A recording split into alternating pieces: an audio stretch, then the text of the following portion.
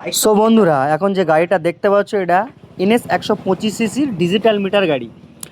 তো আপনারা ভাবছেন যে এর টাইম কিভাবে সেট করব। যদি তোমাদের এখানে কোনো বুঝতে সমস্যা হয় বা মিটারের এখানে কোনো সমস্যা হয়, তাহলে তোমাদের কি করতে হবে, এই টাইমটা সেট করতে গেলে প্রথমে তোমাদের এখানে চলে আসতে হবে। দেখো এখানে কটা ফিউজ দেওয়া আছে, 10 নম্বর থেকে শুরু করে 15 নম্বর। তো তোমাদের এই 15 নম্বর ফিউজটা খুলতে হবে। তো আমি এই 15 নম্বর ফিউজটা খুলে নিলাম। তো এখান থেকে দেখো লাইন চলে গেছে, মিটারের লাইন চলে গেছে। তো আবার পুনরায় আমি 15 নম্বর ফিউজটা ফের লাগিয়ে দেবো এখানে। দেখো এখানে আমি কিন্তু সেই ফিউজটা লাগিয়ে দিয়েছি। তো এখানে আবার লাইন চলে এসছে। দেখো এখানে মিটার বিলিং করা শুরু করে দিয়েছে, যে ঘড়ির কাঁটা সেটা বিলিং করা শুরু করে দিয়েছে। তাহলে সেট করতে গেলে কি করতে হবে, কটা বাজে আগে প্রথমে দেখে নেই। তো এখন বাজে ঘড়িতে 2:08। তো কি করতে হবে, এই এটাকে পেস্ট করতে হবে তোমাদের।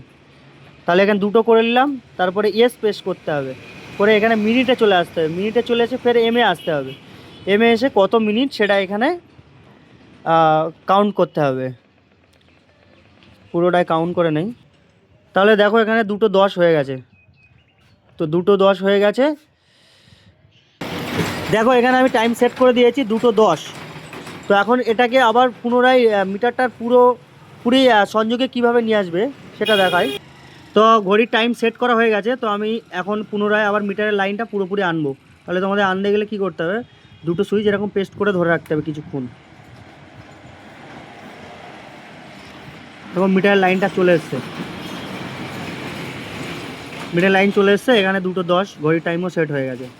তো এইভাবে চাইলেও তোমরা করতে পারো।